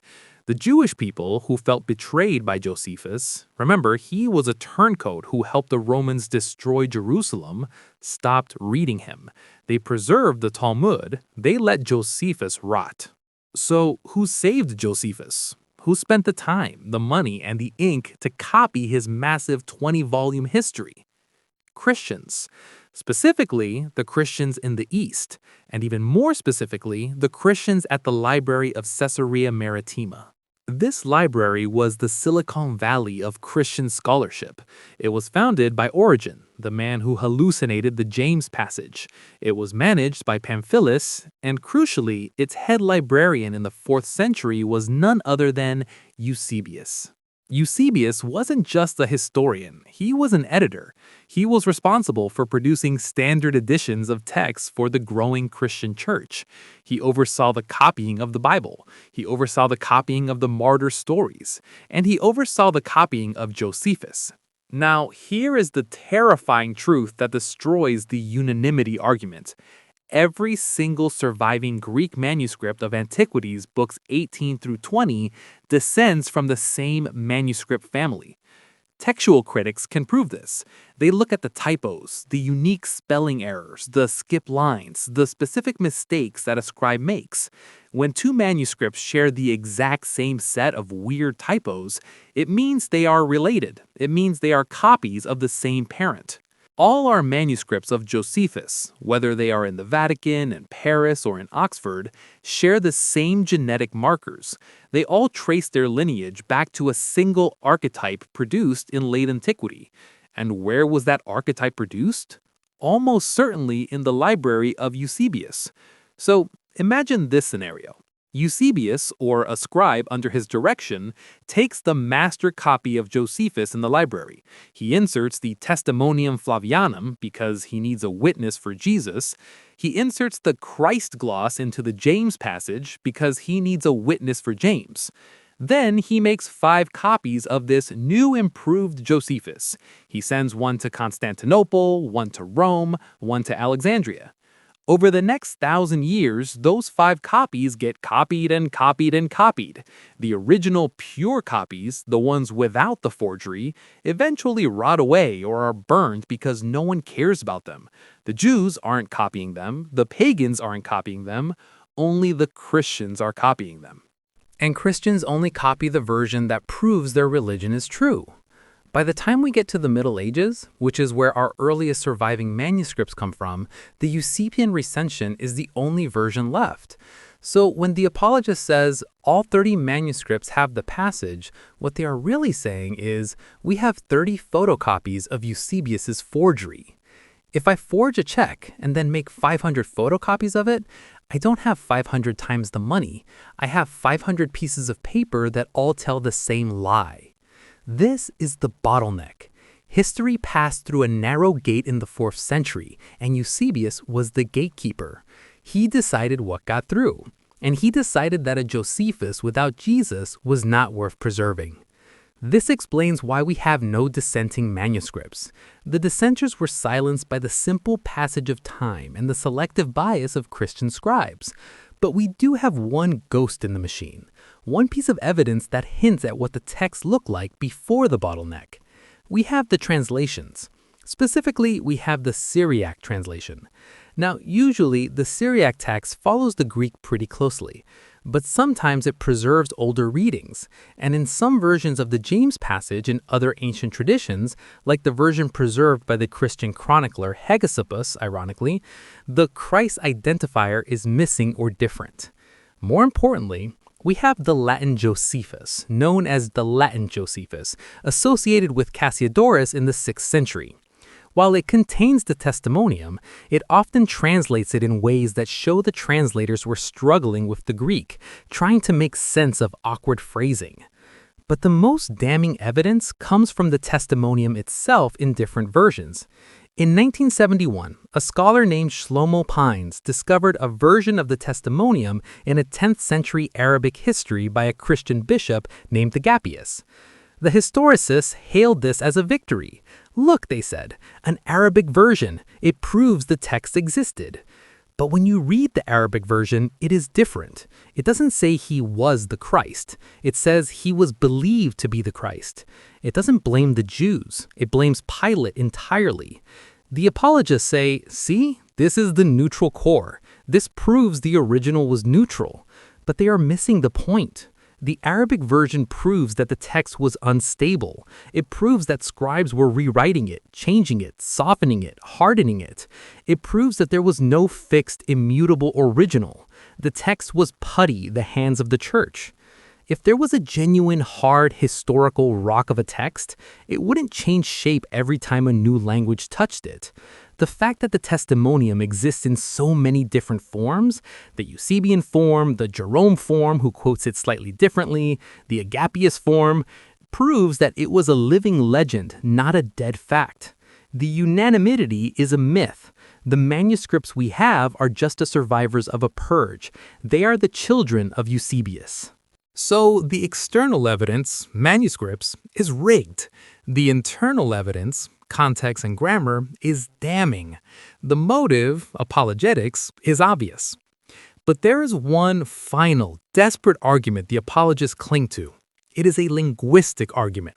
They zoom in on a single phrase in the Testimonium, receive the truth with pleasure. And they try to pull a reverse psychology trick on us. They say, Fareed, you claim that phrase was Eusebian, but actually it's too unique. A Christian forger wouldn't use the word pleasure like that. It must be Josephus. This is their last stand, the pleasure of truth defense. It sounds sophisticated, it sounds academic, but it is actually the most blatant lie of them all. But surely, if a phrase is unique, it points to the author, right? Or does it point directly to the specific theology of the forger? Therefore, we must perform the final linguistic autopsy. We must debunk the pleasure of truth deception and show that this phrase isn't just Eusebian, it is Eusebius' signature. But the apologists have one final trick up their sleeve. They know the manuscripts are compromised. They know the context is broken. So they zoom in on the microscopic level. They pick up a single phrase from the Testimonium, receive the truth with pleasure, and they try to turn a weakness into a strength. They say, Fareed, look at the Greek word for pleasure, hedone. Josephus uses this word. He talks about Epicureans. He talks about philosophy. A Christian monk wouldn't use a word associated with hedonism to describe the gospel. Therefore, this phrase must be authentic. It's too unique, too weird, too Josephan to be a forgery. This is the pleasure of truth defense. It is the academic equivalent of finding a fingerprint on a murder weapon and claiming it proves the suspect was actually cleaning the gun. Let's look at the evidence. The phrase in question describes Jesus as a teacher of such people as accept the truth with pleasure, hedone. Is this Josephan? We can check. We have the technology. We can search every single instance of the word hedone in the works of Josephus, and when we do, the results are devastating for the historicist. Josephus uses the word hedone, pleasure, dozens of times, and in almost every single case, he uses it in a negative sense. He uses it to describe sexual vice. He uses it to describe the pleasures that led Samson to ruin with Delilah. He uses it to describe the decadence of Herod. He uses it to describe the pleasure of a mob watching a slaughter. For Josephus, a serious Pharisee, hedone is the enemy of virtue. It is the opposite of truth. To Josephus, truth is hard. Truth is discipline. Truth is law. He would never, ever combine truth and pleasure in a positive sentence about a wise teacher. It would be like a Puritan preacher describing the Bible as a seductive delight. It clashes with his entire moral universe. So, who does talk like that? Who writes about the pleasure of truth? Who describes the reception of the Word of God as a delightful, pleasurable experience for the soul? Eusebius of Caesarea. When we run the same search on the works of Eusebius, the bells start ringing. Eusebius uses the word hedone in a spiritual, positive sense repeatedly. He talks about the pleasures of the soul. He talks about the sweetness of the gospel. In his other works, Eusebius actually writes sentences that are almost identical to the line in the Testimonium. He describes the faithful as those who embrace the saving word with pleasure. He speaks of the pleasure of the truth filling the mind. Do you see what happened? The forger, Eusebius, was trying to sound like Josephus. He was trying to write a historical report, but he slipped. He couldn't help himself. When he got to the part about Jesus teaching the crowds, he unconsciously switched into sermon mode. He used his own favorite theological idiom. He projected his own 4th century Christian psychology, where truth is a pleasure, onto a 1st century Jewish legalist who believed truth was a burden. This is a linguistic fingerprint. It is as unique as a signature. The apologists want you to believe that Josephus, just this one time, abandoned his lifelong hatred of pleasure and decided to sound exactly like a Christian bishop from 300 years in the future. The odds of that happening by accident are 0. Furthermore, look at the logic of the sentence itself. A teacher of such people as accept the truth with pleasure. If Josephus wrote this, he is calling the teachings of Jesus the truth. Taglethe. Again, we hit the theological wall. If Josephus believes Jesus taught the truth, why isn't he a Christian? If he believes Jesus taught the truth, why does he remain a Jew who rejects Jesus? A Jewish historian might call Jesus persuasive. He might call him clever. He might even call him deceptive, but he would not call his message the truth without qualification. But for Eusebius, Jesus is the truth. There is no other word he would use. So the phrase, receive the truth with pleasure, is not a defense of authenticity. It is the final nail in the coffin. It proves that the author of the Testimonium was not a Jew describing a sect he rejected, but a Christian describing a faith he loved. The neutral core is dead. The golden idol has been melted down. And what remains in its place? Silence. The silence of the 1st century, the silence of the 2nd century, the silence of the 3rd century, and then suddenly, in the 4th century, a voice speaks, a voice that sounds suspiciously like a bishop trying to convert the empire. Therefore, we must conclude our journey. We must look at the wreckage of the historicist case and ask the final, terrifying question. If the best evidence for Jesus is a forgery, and the second best evidence is a typo, what does that say about the man himself? We have arrived at the rationalist wind-down. It is time to step back from the microscope and look at the empty horizon. Therefore, we have reached the end of our investigation. We have stripped away the layers of tradition, forgery, and apologetic desperation. And what are we left with? Nothing. The golden idol of the Testimonium Flavianum has been exposed as a 4th century fraud, a clumsy insertion by Eusebius that breaks the narrative flow and speaks with a Christian voice. The lifeboat of the James passage has been revealed as a scribal accident, a marginal note that turned a story about a political rival, Jesus ben Domnius, into a proof text for the Messiah. The historicists told us that Josephus was the rock. They told us that even if the Gospels are myths, even if Paul is a hallucinating mystic, we still have the great Jewish historian to anchor Jesus in reality. But the rock has crumbled. The anchor is gone. And without Josephus, the landscape of the first century changes instantly. It becomes a desolate wasteland for the historicist. Think about what this means. If Josephus, who wrote the most detailed history of Judea ever composed, who chronicled every minor bandit, every false prophet, and every political squabble, if he didn't mention Jesus, then who did? Tacitus? He wrote in 116 CE, nearly a century later. He merely reports that Christians believed their founder was executed by Pilate. That isn't independent evidence. That is hearsay. That is like a modern historian reporting that Scientologists believe Xenu brought aliens to Earth. It proves the belief exists. It doesn't prove Xenu exists. Suetonius? He mentions a Crestus causing disturbances in Rome during the reign of Claudius. Most scholars admit this is likely a reference to a common slave name or a completely different agitator, not Jesus of Nazareth. The Talmud? Written centuries later, full of grotesque parodies of Christian claims, reacting to a religion that was already dominant. There is no contemporary Roman record. There is no contemporary Jewish record. There is no death warrant. There is no court transcript. There is only the literature of the believers, the Gospels, which are anonymous, written in Greek, not Aramaic, decades after the fact, and structured as midrash, or retellings of the Old Testament scriptures.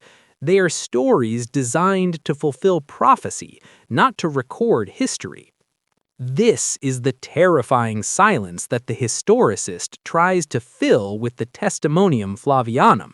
They need Josephus to be true. They need him to bridge the gap between the myth of the Gospels and the reality of history. But Josephus refuses to cooperate. When we let him speak for himself, when we remove the Eusebian ventriloquist, he tells us about Pilate's cruelty. He tells us about the madness of the zealots. He tells us about the corruption of the high priests. He tells us about the tragedy of the Jewish war. But he does not tell us about a carpenter from Nazareth. To Josephus, the man who supposedly fed the 5,000, walked on water, and rose from the dead, simply did not exist. To Josephus, the man whose death supposedly caused the sun to darken and the temple veil to tear, was not even worth a footnote. This silence is not just an absence of evidence, it is evidence of absence.